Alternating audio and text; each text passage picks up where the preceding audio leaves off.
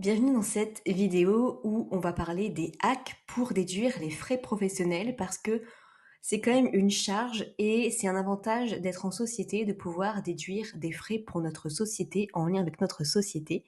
Mais on ne sait pas toujours lesquels sont autorisés, lesquels ne sont pas du tout autorisés et lesquels peuvent parfois être autorisés. Et je vais même vous donner dans cette vidéo des hacks peu connus pour faire passer des frais personnels en tant que frais professionnels à déduire dans votre société. Alors, qu'est-ce qu'on va voir dans cette vidéo? Vous allez voir, elle va être ultra complète. Je vous inviterai à enregistrer cette vidéo. Je vous mettrai même dans le lien de cette vidéo en description. Ce sera le premier lien. Vous pourrez télécharger gratuitement toute la présentation de cette vidéo. Comme ça, vous aurez tous les tableaux avec tous les frais hyper clairs. Comme ça, dès que vous avez un doute, vous pouvez avoir cette vidéo. Donc, je vous donnerai un lien pour télécharger gratuitement cette présentation. Donc, vous aurez dans la description la possibilité d'avoir le téléchargement de cette présentation, mais aussi la vidéo avec l'explication des exemples. Donc, on verra aussi dans cette vidéo qu'est-ce que les frais de société selon la loi, quels sont les 5 critères pour être considérés comme frais de société selon la loi, ce que tu risques en cas de fraude, le tableau des frais déductibles. Donc on verra à chaque fois une description pour expliquer ce que c'est et un exemple à chaque fois. Les frais qui sont parfois déductibles, les frais qui sont interdits et le cas des frais mixtes. C'est-à-dire que vous utilisez quelque chose à la fois en tant que frais personnel et à la fois en tant que frais professionnel, comme par exemple une box internet ou une voiture. On verra aussi 10 hacks peu connus pour réduire ses frais personnels en pro. Donc ça, c'est une partie très intéressante. On verra aussi comment est-ce que vous devez rester auto-entrepreneur ou passer en société selon votre cas, justement par rapport aux frais. Et on verra un tuto d'inscription pour créer sa société sans bouger de chez soi. Et je vous donnerai même un code de réduction qui m'a été donné. Donc comme ça, vous payerez encore moins cher. Alors c'est parti. Qu'est-ce que les frais de société? Eh bien, imaginez, vous avez une tirelire. Donc, dans cette vidéo, j'ai essayé d'expliquer très simplement ce que sont les frais de société. On va prendre des exemples hyper simples pour bien comprendre. Donc là, imaginons, vous avez un enfant et cet enfant, vous lui mettez de l'argent chaque semaine dans sa tirelire. Et à la fin de chaque mois, vous lui reprenez par exemple 20% de tout cet argent en tant que taxe pour, on va dire, la maison, lui payer des vêtements, lui payer ses fournitures scolaires, lui payer voilà ce genre de choses, lui payer l'entretien du linge, etc. Vous lui dites c'est pour le bon fonctionnement de l'ensemble de la maison dans laquelle il vit.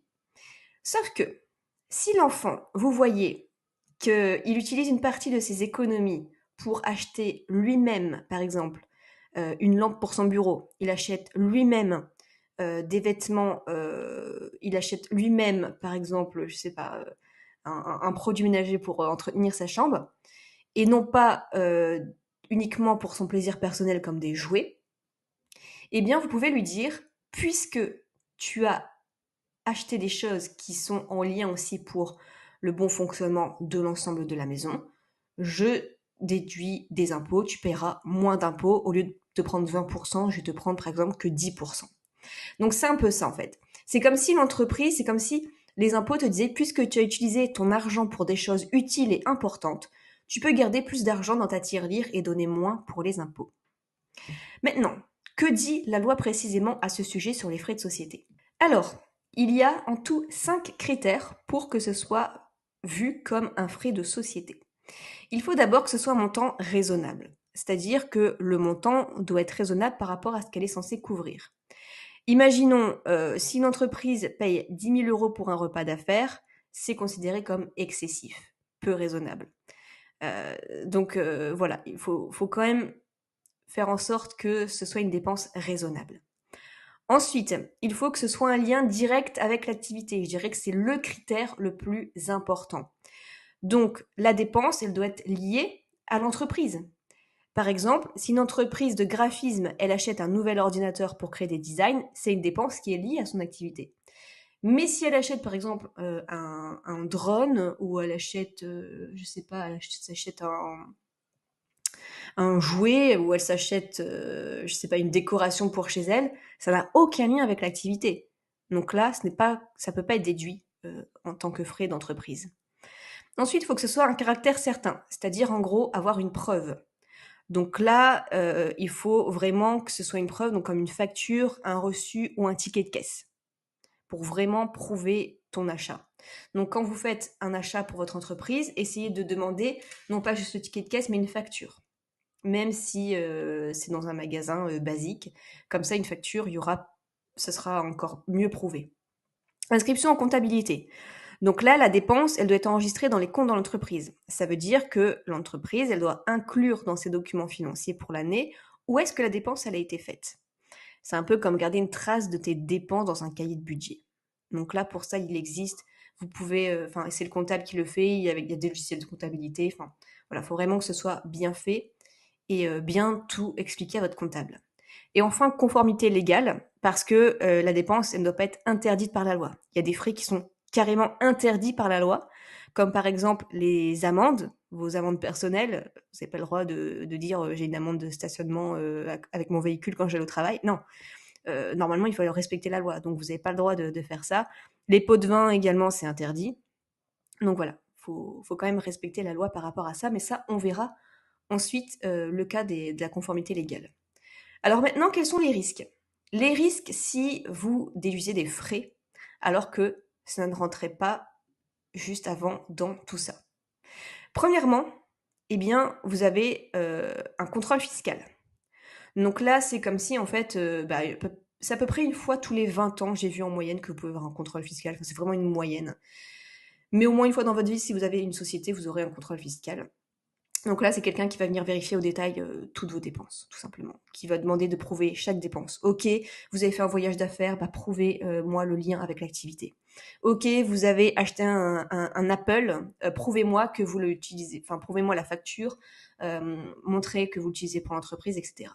Donc ça arrive souvent. C'est pour s'assurer qu'il n'y a pas de triche. Donc, voilà, si tout est bien fait pour vous, que votre comptable fait bien les choses et vous aussi, il n'y a pas de souci si vous avez un contrôle fiscal. Ensuite, remboursement d'impôts. Donc là, bien sûr, si le fisc découvre que tu as déduit des charges que tu ne devais pas, il peut te demander de payer des impôts que tu devais à l'origine et souvent, il y a des intérêts supplémentaires à ces impôts. Ensuite, autre risque, des pénalités financières. Alors, il y a soit des amendes, donc en plus de te faire rembourser les impôts que tu aurais dû payer, le fisc peut aussi te donner une amende. Donc, premièrement, et il peut y avoir aussi donc des intérêts de retard. Si tu dois de l'argent en raison d'erreurs dans tes déductions, tu devras payer des intérêts. Ensuite, problème de réputation également. Si vos clients savent que vous avez en ce moment des soucis avec un contrôle fiscal, les impôts, tout ça, ils peuvent se dire peut-être que cette personne elle essaye de magouiller des choses, moi j'ai plus trop envie de travailler avec cette personne, donc voilà, ça peut être très compliqué. Les risques, eh bien là, si vous avez été trop loin, vous avez fait passer trop de frais en société qui n'avaient rien à voir pour vos plaisirs personnels, tout simplement, il peut y avoir une procédure judiciaire et vous passez devant le tribunal, donc là, ça rigole plus du tout. Maintenant, rentrons dans le vif du sujet. Quels sont les frais déductibles? Je vous ai fait carrément un tableau. Je pense que vous n'aurez pas plus clair sur YouTube, vous n'aurez pas plus clair même dans les articles de blog, des frais qui sont possibles de déduire. Il y a deux parties, il y a cette partie-là et cette partie-là, de tout ce qui est déductible. Donc on va voir, à chaque fois vous avez la catégorie des frais qui sont déductibles. Je vous ai mis une description pour comprendre ce que c'est, et je vous ai mis un exemple. Donc, ce qui revient le plus souvent, les achats de marchandises. Par exemple, achat de vêtements pour un magasin de mode. Des fournitures de bureau, donc tout ce qui est papier, stylo, cartouche d'encre, ordinateur. Salaires et charges sociales, mutuelles, les salaires pour vos employés. Les frais de formation professionnelle, inscription à des cours en ligne, séminaires. Location de locaux professionnels, un loyer d'un bureau en centre-ville, des charges locatives. Assurance professionnelle, donc autour de votre société. Frais de publicitaire et marketing. Donc par exemple, ça c'est bien si vous faites de la publicité Google Ads, YouTube, des flyers, vous passez à la radio. Honoraires d'avocats et de consultants, et de consultants, oui, si vous faites par exemple une consultation juridique par rapport à votre société, des audits comptables. Frais de maintenance et réparation, si jamais vous avez votre ordinateur qui tombe en panne par exemple. Intérêt sur emprunt professionnel, vous achetez une voiture par exemple pour vos déplacements. Des frais bancaires par rapport à un compte professionnel. Dépréciation de créances clients, donc là, des créances non payées par des clients en difficulté. Cotisations sociales obligatoires, comme les cotisations à l'URSSAF ou contributions au chômage. Logiciel professionnel, donc tout ce qui est logiciel marketing, par exemple System.io, Adobe, Final Cut Pro, logiciel de comptabilité. Imprimé et documentation professionnelle, donc tout ce qui est brochure, manuel technique, carte de visite. Maintenant, les frais qui sont parfois déductibles, si vous prouvez qu'il y a un lien avec l'activité. Donc ça peut être les frais de déplacement, billet d'avion pour aller à une conférence, non pas un billet d'avion pour aller aux Maldives. Frais de taxi en déplacement, repas d'affaires, donc là, si vous faites des dîners avec des clients, ça peut être pris en charge, donc ça c'est super intéressant quand même pour se faire plaisir en même temps. Frais de représentation, réception pour un lancement de produit par exemple. Véhicules de tourisme, donc là c'est les kilométrages professionnels, on verra plus tard dans la vidéo comment faire. Dons à des associations, c'est possible aussi, seulement si c'est une association caritative qui est reconnue. Utilisation d'un bureau à domicile, donc par exemple vous prenez seulement la pièce dans laquelle vous travaillez, vous pouvez déduire la partie de l'électricité et l'internet. Frais de déplacement pour séminaire, donc là inscription hébergement pour une formation à l'étranger par exemple. Participation à des événements caritatifs, donc pour sponsoring d'un événement de bienfaisance locale, formation personnelle, par exemple vous apprenez l'anglais, frais d'accueil pour une réunion de bureau, réparation d'équipements personnels, réparation d'un ordinateur personnel qui est utilisé par exemple pour des tâches professionnelles, voyage d'affaires, abonnement professionnel, par exemple vous êtes abonné à un magazine par rapport à votre industrie, achat pour améliorer les locaux, par exemple de la peinture pour refaire votre bureau. Les frais interdits maintenant. Donc tout ce qui est contribution politique, plaisir personnel déguisé en dépenses d'entreprise, par exemple une fête d'anniversaire. Perte sur jeu de hasard, vous allez au casino. Frais de luxe non justifiés, vous achetez une voiture de sport ou alors des sacs de luxe. Pot de vin ou dessous de table, c'est-à-dire que vous essayez de corrompre quelqu'un. Cotisation syndicale non professionnelle, rémunération excessive des dirigeants, amende et pénalités. Donc là, par exemple, vous êtes mal stationné, même si c'était pour aller au travail, bah non, ça ne marche pas. Cadeau somptuaire, montre de luxe offert à un client.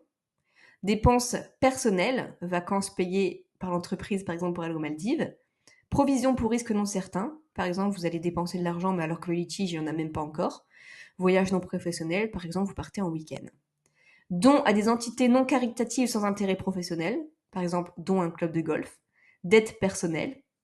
Dépenses illégales, par exemple achat de biens volés ou participation à des activités illégales. Maintenant, comment gérer les frais qui sont utilisés à la fois pour le professionnel et le personnel? Donc par exemple, votre voiture, le téléphone portable qui sert à la fois pour le pro et le perso, l'électricité et le chauffage, la box internet. Prenons par exemple une voiture. Comment déduire les frais de véhicule? Donc là, il y a deux méthodes, les frais réels et le forfait kilométrique. Les frais réels, vous calculez exactement en fait les coûts supportés. Donc essence, donc il n'y a pas que l'essence, il y a aussi l'entretien et l'assurance, en proportion de l'utilisation professionnelle. Par exemple, si 30% des kilomètres parcourus sont professionnels, vous pouvez déduire 30% des frais totaux. Ou alors vous faites avec le forfait kilométrique, vous utilisez un barème officiel pour calculer une déduction en fonction du nombre de kilomètres professionnels parcourus. Donc ça, pour ça, vous tapez sur internet simulateur forfait kilométrique et il va vous calculer ça. Maintenant, je vais vous donner 10 hacks peu connus pour quand même déduire des frais personnels en frais professionnels. Donc ça, vous allez voir ça nulle part ailleurs. 1. Utilisez un animal comme déduction. Si vous prenez votre animal pour aller travailler, vous pouvez par exemple faire payer ses soins vétérinaires, ses vaccins, donc ça c'est super intéressant. Si votre chien garde le bureau ou le magasin, ou alors il est avec vous parce que, par exemple pour la sécurité, ces frais, donc même la nourriture, les croquettes ça coûte cher en plus, les soins, ça peut être déduit. C'est incroyable parce que peu de gens savent que des animaux de compagnie peuvent aider à réduire les impôts. Donc là, la preuve de travail, il faut donc des photos de l'animal en train de travailler, des vidéos de l'animal à son poste de garde ou des descriptions écrites de situations où l'animal a démontré son utilité. Donc ça, le chèque emploi-service, on verra par la suite aussi comment faire. 2, vous pouvez déduire les coûts des événements à domicile. Donc, par exemple, si vous organisez des événements professionnels chez vous, une partie de vos frais de nourriture, boissons et ménage sont déductibles. C'est bien parce que faire la fête à la maison pour le boulot, et on est payé en partie par l'entreprise. Donc là, par contre, encore une fois, il faut bien prouver le lien avec l'activité. Donc, notez les dates, les participants et le but professionnel de chaque événement. Vous conservez bien sûr les reçus, les dépenses, vous demandez des factures à la caisse au lieu des tickets de caisse, etc. Troisièmement, fractionnement de revenus avec la famille. Donc là, vous pouvez embaucher légalement votre famille pour répartir les revenus et profiter du taux d'imposition plus bas. Plutôt qu'ils vous aident gratuitement, vous les embauchez. Donc comme ça, votre famille peut vous aider et vous payez moins d'impôts. Le home office, c'est-à-dire déduire les charges domestiques. Donc là, si vous faites un bureau dans votre maison, vous pouvez déduire une partie des frais comme le loyer, l'électricité et Internet. Ça, c'est non négligeable parce que ça coûte assez cher tout ça. Donc là, vous déterminez quelle proportion de votre maison est utilisée pour le travail, par exemple une pièce sur 5. Vous conservez les factures d'électricité, d'internet et autres charges domestiques pour justifier la déduction. Vous prenez en photo votre espace personnel pour prouver son usage professionnel. Vous calculez et soumettez la partie déductible de vos frais de logement lors de la déclaration fiscale. Crédit d'impôt pour technologie verte, quelque chose de très peu connu. Si vous investissez dans des technologies écologiques, par exemple les panneaux solaires, eh bien on peut vous donner des crédits d'impôt. Donc là, vérifiez bien si votre investissement, ça répond aux critères de crédit d'impôt, donc les certifications, les normes écologiques. Vous gardez tous les documents et vous demandez à vos fournisseurs de fournir les documents prouvant que leurs produits sont éligibles pour des crédits d'impôt. Vous pouvez consulter un fiscaliste pour plus de détails. Et donc, c'est une bonne chose. L'amortissement dégressif sur les équipements. Donc là, vous pouvez déduire une grande partie du coût d'un équipement dans les premières années pour réduire rapidement des impôts. Donc là, l'amortissement dégressif de ta comptabilité qui permet une déduction plus rapide au début de la vie de l'actif. Donc là, c'est un peu technique, mais si vous avez des gros équipements, vous pouvez conserver un spécialiste pour payer moins d'impôts si les équipements coûtent cher. Donc voilà, c'est bon à savoir, mais je ne suis pas pro dedans, je vous laisserai, je vous donne l'astuce, mais si vous voulez en savoir plus, vous pouvez demander une consultation juridique à quelqu'un qui s'y connaît. Les frais de blanchissement pour tenue pro, donc là si tu portes des uniformes, des tenues spécifiques au travail, les frais de nettoyage peuvent être déduits. Donc là, il faut prouver encore une fois que les vêtements sont nécessaires pour le travail. Vous conservez les reçus de service de nettoyage à sec, et voilà, vous pouvez déduire ça aussi. 8. Mutuelle santé d'entreprise déductible. Donc là, si votre entreprise prend des mutuelles santé, tout ce qui est soins perso peuvent être déduits aussi. Donc là, il faut une mutuelle spéciale, une mutuelle d'entreprise qui bénéficie à tous les employés. Et ça inclut ces coûts dans les déductions lors de la déclaration fiscale annuelle dans l'entreprise également. Donc c'est super intéressant. Service à domicile. Donc là, par exemple, vous pouvez chez vous faire déléguer le ménage, la garde d'enfants, la garde d'animaux, le jardinage. Donc là, vous utilisez le chèque emploi service universel pour des services à domicile. Et là, ça peut déduire jusqu'à 2 421 € par an. C'est la limite, mais c'est déjà pas mal. Donc là, il faut s'inscrire au service spécial pour embaucher des employés à domicile légalement.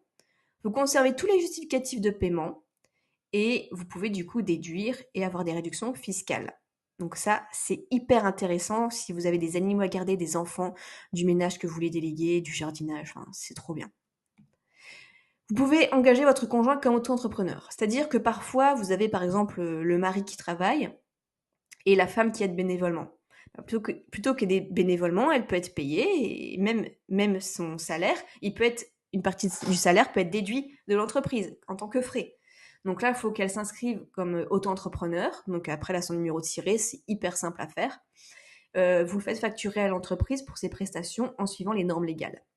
Vous établissez un contrat, vous consultez un expert si vous voulez plus de détails. Mais comme ça, voilà, c'est possible, c'est une très bonne astuce. Donc voilà pour les 10 hacks pour déduire les frais perso en tant que frais professionnels. Maintenant, on va voir si vous devez rester en tant qu'auto-entrepreneur ou si vous devez passer en société selon votre statut et selon aussi les frais. Alors bienvenue dans cette vidéo où on va voir quelle forme de société vous devez choisir entre la SASU, la société par action simplifiée unipersonnelle ou le statut d'auto-entrepreneur. Donc, on va voir tout ce qu'il faut savoir en 2024. À la fin de cette vidéo, vous aurez la réponse, vous saurez si oui ou non vous devez choisir cette forme-là ou cette forme-là. Être en société ou être en statut auto-entrepreneur et comment faire les démarches. Alors la SASU, donc c'est une société, c'est la forme en gros de la SAS, mais là c'est le U pour unipersonnel parce que il y a un seul actionnaire et ce sera vous. C'est souvent une forme de société qui est choisie parce que elle se veut assez libre comme société, on peut un peu faire pas mal de choses. Premier avantage, c'est la responsabilité limitée, c'est-à-dire que selon les apports que vous mettez dans la société, vous êtes responsable à la hauteur des apports et c'est bien différent du statut de micro-entrepreneur parce que le micro-entrepreneur, s'il a des dettes, eh bien tout son patrimoine personnel peut être pris.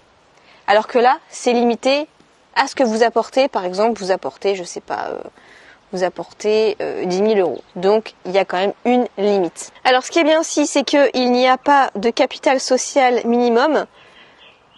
Vous pouvez faire avec 0 euros, alors que dans la plupart des entreprises, c'est déjà grand minimum 1 euro, mais c'est parfois plusieurs milliers, voire plusieurs dizaines de milliers d'euros. Ici, ce qui est bien, c'est que vous n'avez pas à vous en faire là-dessus.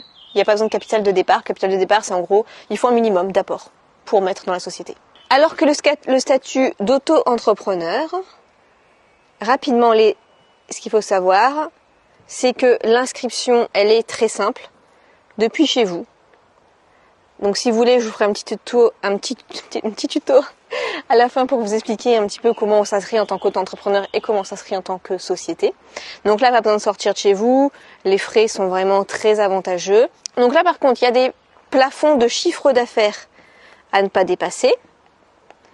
Vous le savez peut-être, donc si vous faites de la vente, c'est 188 700 € par an. Et si vous faites du service, on est à 77 700 €. Donc ce qui est déjà quand même pas mal, il faut quand même déjà y aller pour faire ça par an. Mais par contre, le problème ici, c'est que si vous avez des dettes, eh bien tous vos biens personnels peuvent être pris pour éponger vos dettes. Donc c'est ça l'inconvénient. Alors les avantages de la SASU. Pourquoi vous devriez prendre ça? Pour plusieurs points. Déjà, donc on a vu la responsabilité, elle est limitée. Donc si vous avez besoin de faire des crédits, si vous avez besoin d'apports, si vous avez besoin de personnes qui vous aident, si vous avez besoin d'acheter du stock de la marchandise, ça peut être pas mal, ça peut vous rassurer. Bien sûr, par rapport à la crédibilité et l'image personnelle, ça fait toujours plus pro et plus sérieux de dire qu'on est en société. On peut passer rapidement aussi d'une SASU à une SAS si vous voulez vous associer avec d'autres personnes. Et c'est intéressant aussi pour l'optimisation fiscale, puisque les dividendes, elles, ne sont pas soumises à cotisation sociale. Donc voilà, principalement pour les avantages de la SASU. Alors, les inconvénients. Rapidement, je vais vous expliquer comme ça, c'est que pour s'inscrire, c'est assez complexe. Il y a beaucoup de choses à faire, il faut passer par des avocats, il faut enregistrer sa société, il faut faire la rédaction des statuts, qui est complexe. Mais encore une fois, si vous voulez pas faire tout ça, je vous expliquerai à la fin comment faire pour que une société le fasse pour vous en fait. C'est une société très sérieuse. J'ai en plus un code promo à vous donner, donc comme ça vous payerez beaucoup moins cher et c'est beaucoup moins prise de tête. En plus de ça, pour passer dans une SASU, l'inconvénient c'est qu'il faut passer par un comptable, il faut avoir un expert comptable avec soi. Pareil sur le site, vous pouvez en choisir un qui est dans votre domaine, donc ça peut déjà être pas mal. Mais il faut quand même mettre le prix chaque mois. Et après, la personne qui se rémunère, c'est assez cher en fait au niveau des charges sociales sur la rémunération. Ça peut être assez élevé même si forcément il y a une bonne protection sociale à côté. Après, si j'explique rapidement les avantages de l'auto-entrepreneur, parce que c'est pas si compliqué, bien sûr c'est très rapide pour s'inscrire. Il y a des cotisations sociales proportionnelles par rapport à votre chiffre d'affaires. Vous allez payer seulement à l'URSSAF ce que vous faites par rapport à votre chiffre d'affaires. Donc par exemple, vous faites 1 000 € ce mois-ci, vous devez payer par exemple que 12% si vous faites de la vente et que 23% de 1 000 € si vous faites du service. Donc en gros, vous payez que par exemple 120 euros si vous faites de la vente à l'URSSAF. Si vous faites par exemple que 100 euros de chiffre d'affaires, vous payez que 12 euros. Enfin, c'est vraiment proportionnel. La fiscalité, c'est allégé puisque c'est fait avec des prélèvements forfaitaires. C'est aussi intéressant au niveau des impôts. Maintenant, les inconvénients de l'auto-entrepreneur, c'est qu'on a vu, il y a des plafonds de chiffre d'affaires, mais ils sont assez élevés.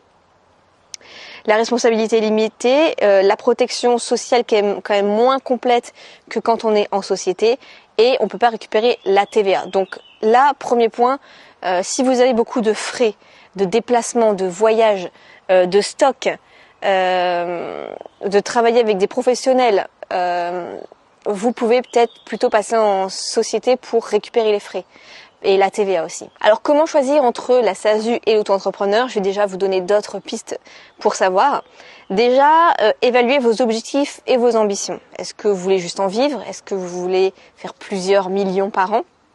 Donc, juste en vivre, micro-entrepreneur, et si vous voulez faire plusieurs millions de grands objectifs, plutôt SASU. Si vous voulez la développer rapidement, dépasser les plafonds de chiffre d'affaires, si vous pensez que ça peut très vite marcher, passez plutôt en SASU. Si vous travaillez avec des partenaires ou des clients qui attachent une importance à votre crédibilité, à votre image professionnelle, passez en société.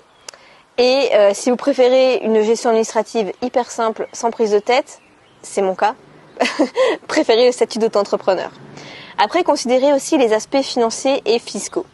La SASU, ça nécessite quand même un investissement initial. Il faut les frais de création, capital social, l'expert comptable, frais d'enregistrement.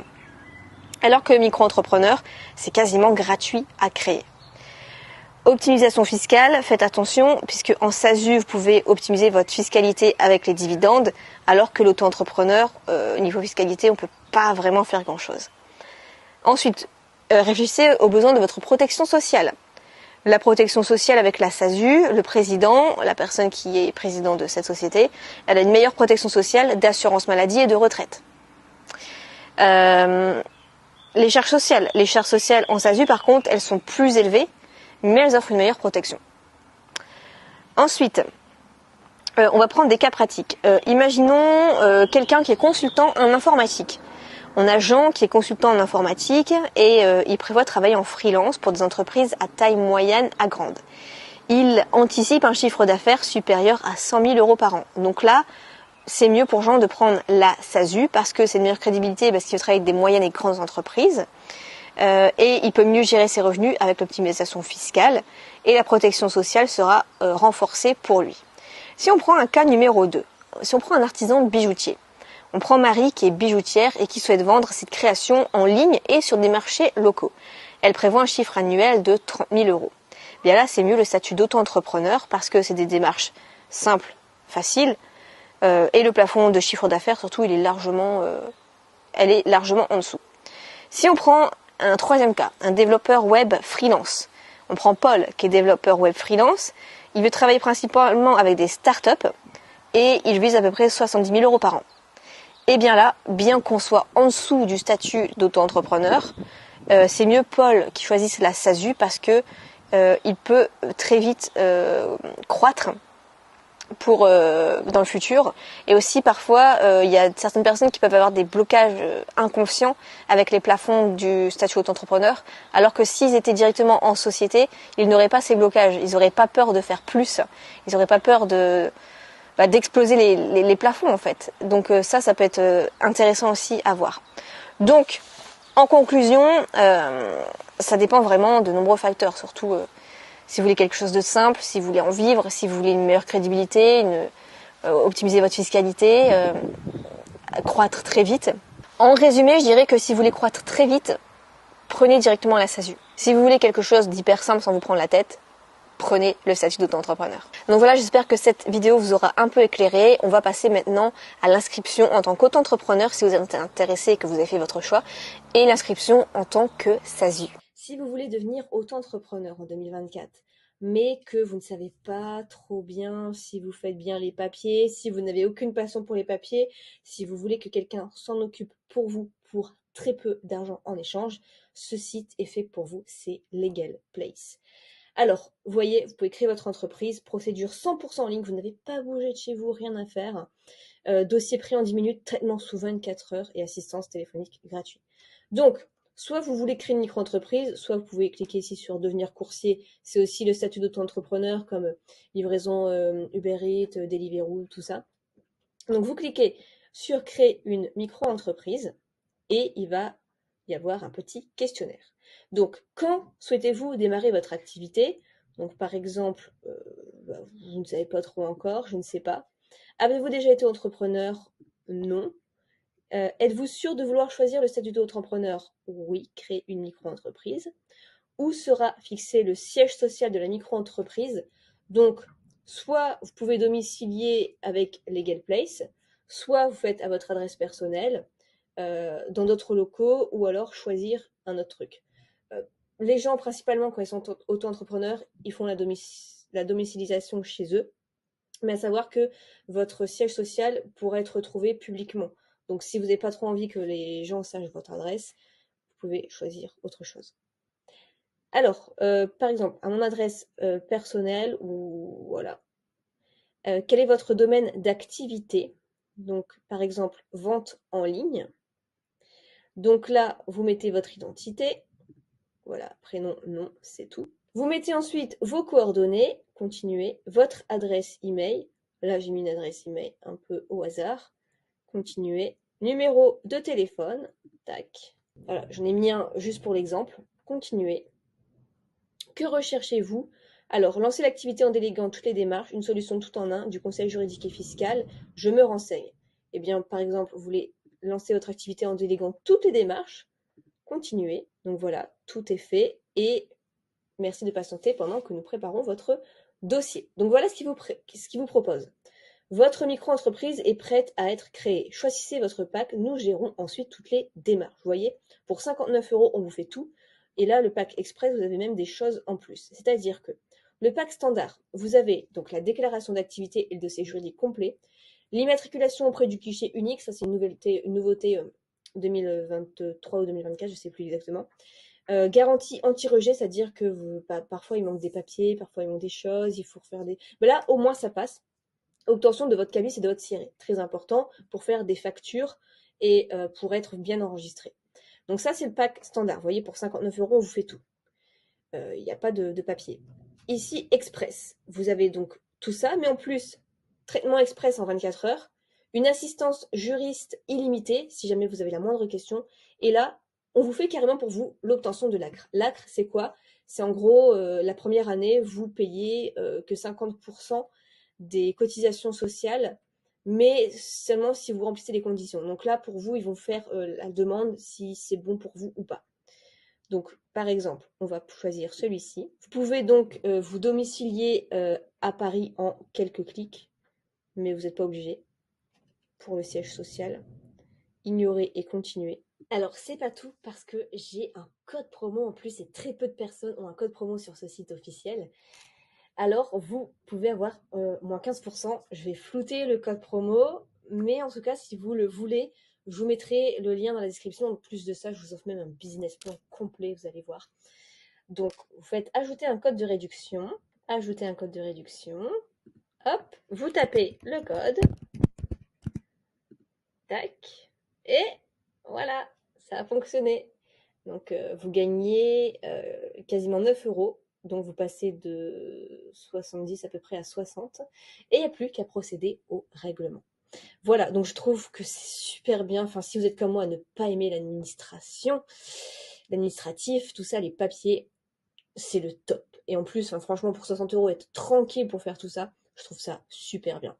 Donc voilà, je vous mettrai, si vous êtes intéressé, tout ce qu'il faut dans la description. Parce que si vous voulez faire de l'affiliation, si vous voulez créer un business en ligne, si vous voulez faire du e-commerce, il faut passer par le statut d'auto-entrepreneur. Parce que pour récupérer vos commissions d'affiliation, souvent on vous demande la facture avec numéro de ciré. Mais ne vous inquiétez pas, si vous faites 0 € de chiffre d'affaires, vous payez 0 € de cotisation sociale. Bon alors j'espère que vous allez toujours bien. Voici le site, c'est Legal Place. Je vous mettrai le lien dans la description.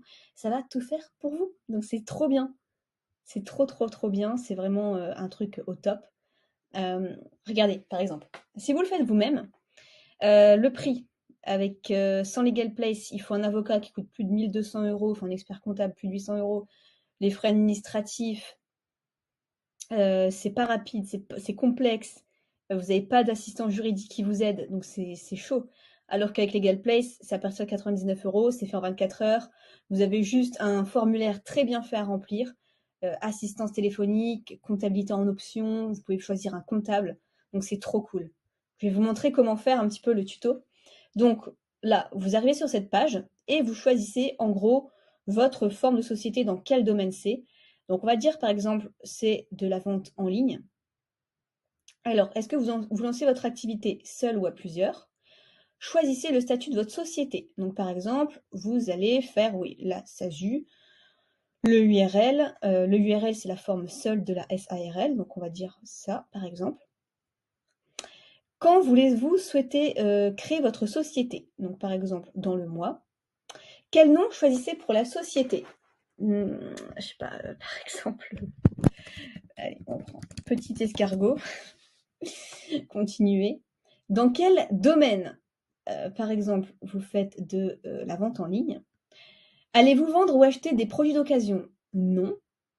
Qui sera gérant? Un particulier ou une société? Un particulier. L'identité, donc voilà, vous remplissez. Combien y a-t-il d'associés fondateurs? Vous êtes tout seul. Y a-t-il des gérants non associés? Non. Capital social. Bon, vous allez mettre combien? Je sais pas, par exemple, vous allez mettre, je sais pas, 100 €. Hop, continuez. Où sera fixé le siège social? Donc, soit eux, ils vous proposent d'enregistrer là-bas, sur Legal Place. Donc, vous pouvez louer leur adresse. À votre domicile, dans un centre choisi, ou alors dans d'autres locaux. Voilà, donc par exemple ça.